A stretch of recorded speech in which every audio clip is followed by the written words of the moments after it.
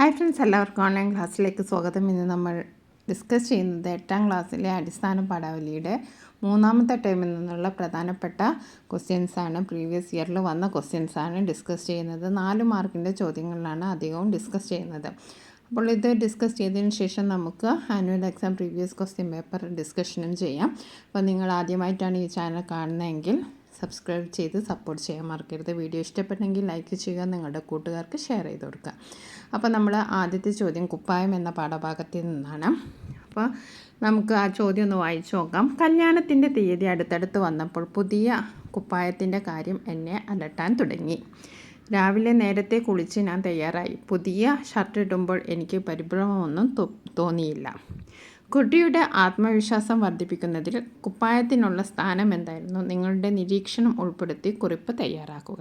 അപ്പോൾ നമുക്ക് ഇതിൻ്റെ ചോദ്യത്തിൻ്റെ ഉത്തരം നോക്കാം. അതായത് ആദ്യം കുപ്പായത്തിനെ പറ്റിയിട്ട് വലിയ ആത്മവിശ്വാസം ഇല്ലായിരുന്നു.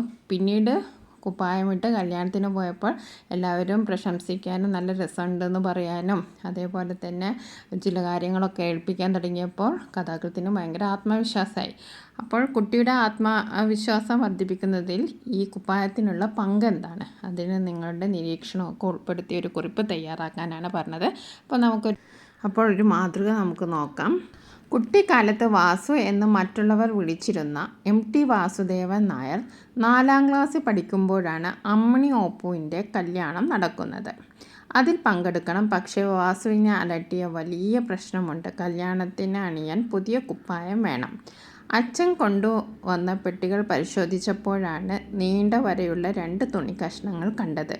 തലയണയുടെ ഉറയുണ്ടാക്കാൻ പറ്റിയെന്ന് ഏട്ടൻ പറഞ്ഞത്. ഒടുവിൽ ആ തുണിയിൽ തുന്നിയ പുത്തൻ ഷർട്ടിട്ടാണ് വാസു കല്യാണത്തിന് പോയത്. അതിട്ടപ്പോൾ വാസുവിന് ഒരു പരിഭ്രമവും തോന്നിയില്ല.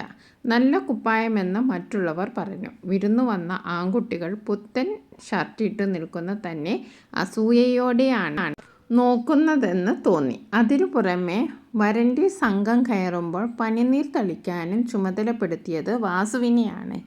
ഈ രീതിയിൽ മറ്റുള്ളവർ തന്നെ ശ്രദ്ധിച്ചത് ആ കുപ്പായത്തിൻ്റെ മഹത്വം കൊണ്ടാണെന്ന് ആ കുട്ടി കരുതി. അതിലൂടെ അവൻ്റെ ആത്മവിശ്വാസവും വർദ്ധിച്ചു. ഇനി നമുക്ക് അടുത്ത 4 മാർക്കിൻ്റെ ചോദ്യം നോക്കാം. വസ്ത്രം ആവശ്യത്തിനാണ്, ആഡംബരത്തിനല്ല. അഭിപ്രായക്കുറിപ്പ് തയ്യാറാക്കുക. മറ്റെന്തിനേക്കാളും വസ്ത്രത്തിന് പ്രാധാന്യം നൽകുന്ന ഒരു കാലഘട്ടത്തിലാണ് നാം ജീവിക്കുന്നത്. മറ്റെന്തിനേക്കാളും വസ്ത്രത്തിന് പ്രാധാന്യം നൽകുന്ന ഒരു കാലഘട്ടത്തിലാണ് നാം ജീവിക്കുന്നത്. ഓരോ വിശേഷാവസരങ്ങളിലും വില കൂടിയ വസ്ത്രങ്ങൾ ധരിക്കാൻ ആളുകൾ മത്സരിക്കുന്നു. ഓരോ വിശേഷാവസരങ്ങളിലും വില കൂടിയ വസ്ത്രങ്ങൾ ധരിക്കാൻ ആളുകൾ മത്സരിക്കുന്നു. വസ്ത്രധാരണ രീതിയെ അടിസ്ഥാനമാക്കി ആളുകളെ വിലയിരുത്തുന്നു. വസ്ത്രധാരണ രീതിയെ അടിസ്ഥാനമാക്കിയാണ് ആളുകളെ ഇന്ന് വിലയിരുത്തുന്നത്. പുതിയ തലമുറയെ ഒന്നാകെ ഫാഷൻ ഭ്രമം പിടികൂടിയിരിക്കുകയാണ്. ദിവസേന മാറുന്ന ഫാഷനുകൾക്കനുസരിച്ച് വസ്ത്രങ്ങൾ മാറി മാറി വാങ്ങുന്നു. ആഡംബര വസ്തുക്കൾ പോലെ വസ്ത്രധാരണവും പൊങ്ങച്ച സംസ്കാരത്തിൻ്റെ ഭാഗമായി തീർന്നിരിക്കുന്നു. വസ്ത്രധാരണത്തിൻ്റെ അടിസ്ഥാനത്തിൽ ആരെയും വിലയിരുത്തുന്നത് ശരിയല്ല. ഒരാളുടെ മഹത്വം വെളിവാകുന്നത് അയാളുടെ പെരുമാറ്റത്തിലൂടെയാണ്.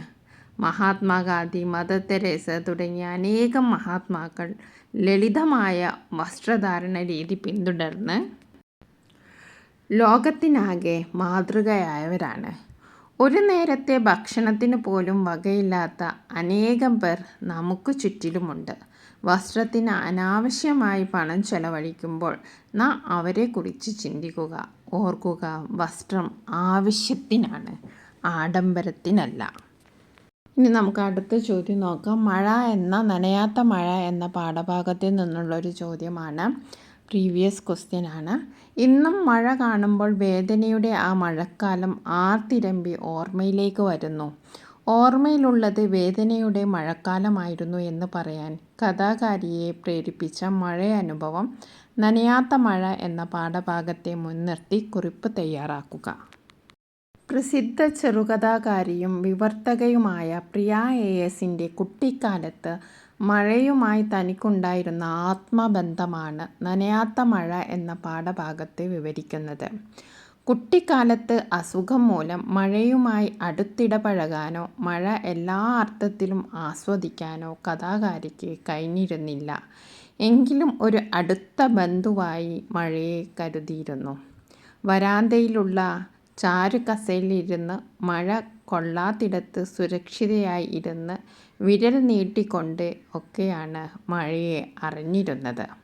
മഴ നനഞ്ഞാൽ അസുഖം വരുമെന്നതുകൊണ്ടാണ് വളരെ കഷ്ടപ്പെട്ടാണ് ഓണപ്പൂക്കളം പോലും തീർത്തിരുന്നത്. സ്കൂളിൽ പോകുന്ന സമയത്തും മഴയത്ത് ആർത്തലഞ്ഞ് തുള്ളിച്ചാടാൻ തനിക്ക് കഴിഞ്ഞിട്ടില്ല. രോഗിയായ കഥാകാരിക്ക് കുട്ടിക്കാലത്ത് വീട്ടിലും വിദ്യാലയത്തിലും സ്വാതന്ത്ര്യവും കുസൃതിയും പുറത്തെടുക്കാൻ കഴിഞ്ഞിരുന്നില്ല. ആ കഷ്ടകാലങ്ങളിൽ ഒരു കൊച്ചല്ലേ, പാവം ഇത്തിരി കുസൃതി അതും കാണിച്ചോട്ടെ എന്ന് സ്നേഹവായ്പായി ഞാനാ മഴകളെ ഇന്നും ഓർക്കുന്നു എന്നാണ് കഥാകാരി പറയുന്നത്. നനയാത്ത മഴ എന്ന പാഠഭാഗവുമായി ബന്ധപ്പെട്ട് 2 മാർക്കിൻ്റെ ചോദ്യമാണ് നമ്മൾ ഡിസ്കസ് ചെയ്യുന്നത്.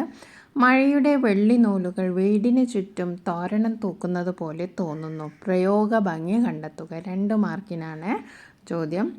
മഴയുടെ സൗന്ദര്യം വാക്കുകളിലൂടെ ആവിഷ്കരിക്കുന്നു. ഓടിട്ട വീടിനു മുകളിൽ പെയ്യുന്ന മഴ, ഓടി മഴ പറമ്പിലൂടെ നൂലുപോലെ താഴേക്ക് പതിക്കുന്നു. മഴയുടെ വെള്ളി നൂലുകൾ വീടിനു ചുറ്റും തോരണം തൂക്കുന്നത് പോലെ തോന്നും. മഴയുടെ വെള്ളി നൂലുകളാൽ വീട് തോരണങ്ങളാൽ അലങ്കരിക്കപ്പെട്ട കല്യാണ വീട് പോലെ ആയി മാറുന്നു. മഴയത്ത് ഉതിരുന്ന പഴയ മല്ലിപ്പൂക്കൾ മുറ്റത്തേക്കല്ല ഉയിരിലേക്കാണ് വീഴുന്നത്. ഈ വാക്യത്തിൻ്റെ സവിശേഷതകൾ എന്തെല്ലാം? 2 മാർക്കിൻ്റെ ചോദ്യോത്തരമാണ്. മഴ പെയ്ത് കഴിഞ്ഞ് മരക്കൊമ്പുകളിലെ മഴത്തുള്ളികൾ പൂക്കൾ കൊഴിഞ്ഞു വീഴുന്നത് പോലെ താഴേക്ക് പതിക്കുന്നു. താഴേക്ക് പതിക്കുന്ന ഈ മഴത്തുള്ളികളെയാണ് പഴയ മല്ലിപ്പൂവിനോട് സാദൃശ്യപ്പെടുത്തിയിരിക്കുന്നത്. നിലത്തേക്ക് പതിക്കുന്ന മഴത്തുള്ളികൾ പവിഴ മല്ലികൾ വിതാനിച്ചതുപോലെ അനുഭവപ്പെടുന്നു. പവിഴ മല്ലിപ്പൂവിൻ്റെ വെണ്മ ആ മഴത്തുള്ളികൾക്കുണ്ട്. മഴയത്ത് ഉതിരുന്ന പവിഴമല്ലിപ്പൂക്കൾ മുറ്റത്തേക്കല്ല ഉയിരിലേക്കാണ് വീഴുന്നത് എന്ന വാക്കുകളിലൂടെ മഴയോടുള്ള എഴുത്തുകാരിയുടെ ആത്മബന്ധം വെളിവാകുന്നു. ഒന്നും ചേർന്നാൽ ഇമ്മിണി വലിയ ഒന്ന് എന്ന ആശയം കവിതയിൽ അവതരിപ്പിക്കുന്നത് എങ്ങനെ? ഗണിതശാസ്ത്രപ്രകാരം ഒന്നും ചേരുമ്പോൾ 2 ആകും. ഒന്നും ചേർന്നാൽ 2 ആകും എന്ന ചിന്ത ശരിയല്ല എന്ന കാഴ്ചപ്പാടായിരുന്നു ബഷീറിന് ഉണ്ടായിരുന്നത്. സത്യം സത്യത്തോട് ചേരുമ്പോൾ അത് വലിയ സത്യമായി തീരുന്നു. എല്ലാം ഒന്നാണെന്ന ഭാവമാണ് അദ്വൈതം. അദ്വൈതമാണ് ഈ പ്രപഞ്ചത്തിൻ്റെ നിലനിൽപ്പിന് ആധാരം. പുഴയും ചേർന്ന് ആനന്ദക്കടലാകുന്നത് പോലെ ഹിന്ദുവും മുസൽമാനും എല്ലാവരും ഒന്നിക്കുന്ന സഹജീവി സ്നേഹത്തിലധിഷ്ഠിതമായ വിശാല കാഴ്ചപ്പാടായിരുന്നു ബഷീറിന് ഉണ്ടായിരുന്നത്. അപ്പോൾ ഒന്നും ഇമ്മിണി വലിയ ഒന്ന്, അതായത് ഗണിതശാസ്ത്ര പ്രകാരം ഒന്നും എത്രയാണ്? 2 ആണ്. എന്നാൽ ബഷീർ വിചാരിക്കുന്ന എന്താണ്? ഒരു 2 വലിയ സത്യങ്ങൾ, ഒരു വലിയ സത്യവും ചേർന്നാൽ ഒരു വലിയ സത്യമുണ്ടാകും എന്ന അദ്വൈത സിദ്ധാന്തത്തിലാണ് ബഷീർ വിശ്വസിക്കുന്നത്.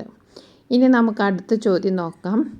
കുഴിയാനയിലാടിൽ അണ്ഡകോടിയിൽ സ്നേഹപ്പൊരുൾ തേടിന കയ്യാൽ ഈ വരികളിലെ ആശയം വിശദമാക്കുക.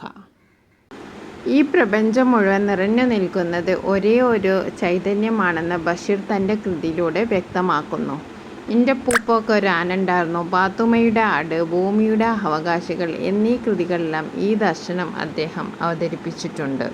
നമ്മൾ ഇതുവരെ ഡിസ്കസ് ചെയ്തത് ടേം 3, അതായത് അവസാനത്തെ ടേമിൽ നിന്നുള്ള നനയാത്ത മഴ, കുപ്പായം, അതേപോലെ ബഷീർ ഇമ്മിണി വലിയ ഒന്ന്, അങ്ങനെ തുടങ്ങിയ 3 ചാപ്റ്ററുകളിലെ പ്രധാനപ്പെട്ട ചോദ്യോത്തരങ്ങളാണ് ഡിസ്കസ് ചെയ്തത്. ഇതെല്ലാം പ്രീവിയസ് ഇയർ ക്വസ്റ്റ്യൻ പേപ്പറാണ്. ഇനി നമുക്ക് ക്വസ്റ്റ്യൻ പേപ്പർ ഡിസ്കഷൻ ചെയ്യാനുണ്ട്. 8ാം ക്ലാസ്സുമായി ബന്ധപ്പെട്ട കൂടുതൽ വീഡിയോസിനായി ഈ ചാനൽ നിങ്ങൾ സബ്സ്ക്രൈബ് ചെയ്യുക. നിങ്ങൾക്ക് വീഡിയോ ഇഷ്ടപ്പെട്ടെങ്കിൽ ലൈക്ക് ചെയ്യാനും നിങ്ങളുടെ കൂട്ടുകാർക്ക് ഷെയർ ചെയ്യാനും മറക്കരുത്. 8ാം ക്ലാസ്സുമായി ബന്ധപ്പെട്ട ഒരുപാട് വീഡിയോസ് ഓൺലൈൻ ക്ലാസ് ഈ ചാനലിൽ ഉൾപ്പെടുത്തിയിട്ടുണ്ട്. പ്ലേലിസ്റ്റ് ചെക്ക് ചെയ്താൽ നിങ്ങൾക്കെല്ലാം കാണാം.